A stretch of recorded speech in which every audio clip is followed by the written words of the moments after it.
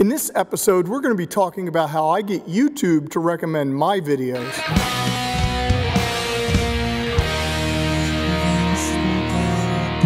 So now I was driving views from external websites to my 25 or so videos. I had the SolidWorks video moving up the ranks, and then I had all those follow-up videos that I created.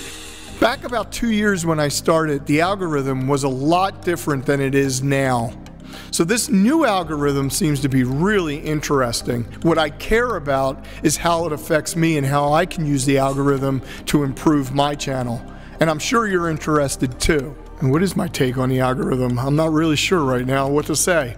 So the algorithm has two important aspects of it that I've been noticing. One is the search results, which YouTube claims is a different department than the actual recommended, so this would make sense. So you have two things going on. You have the search results, but you also have the algorithm that's recommending videos. So it's important for you to figure out how the algorithm works and not wait for other people to tell you how. If they are two completely different departments like YouTube says, then that gives you two different paths that you can follow to grow your videos. If you like what you've been seeing and learning so far, don't forget to subscribe, hit the notification bell, and give me some comments and likes below. So the first path is the search results, which we've already talked about, but the suggested videos is also the most important part of the YouTube algorithm. And that is that you need to figure out how to get YouTube to start showing viewers your videos and recommending them. So the way we do that is we have to start creating content that keeps the viewer interested. The reflow oven is an important part of the electronics assembly process. First, we use a stencil to spread the paste.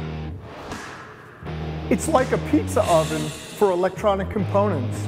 And then we add the components by hand or with a pick and place machine.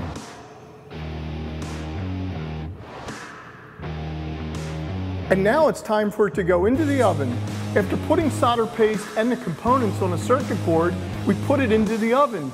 It's just like baking a cake. After a few minutes, the board is ready for final assembly. Hot! It seems that the most important part of the algorithm that is really being talked about now, and I believe it too, is the audience retention part. So if you go into Creator Studio, what's it called? So if you go into Creator Studio, pick one of your videos and look on the side under Analytics, you'll see a button that says Audience Retention. I cannot emphasize enough how much I think that this is the most important part of the YouTube algorithm.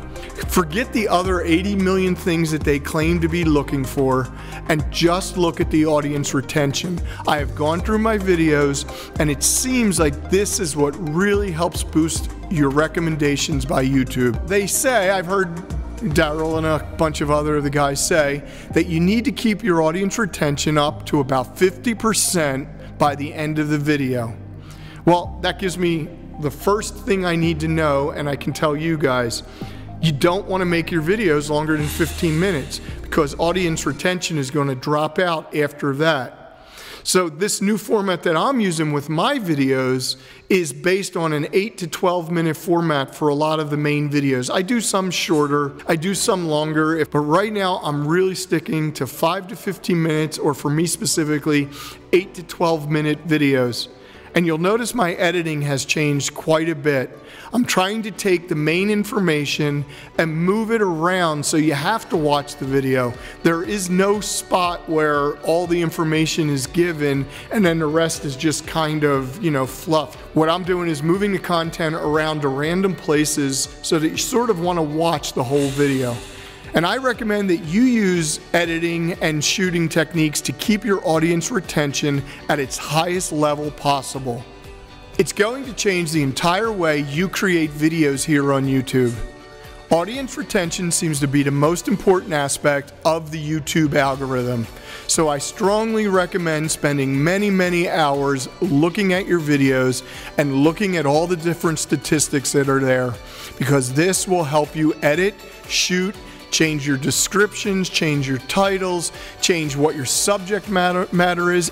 I'm out of here.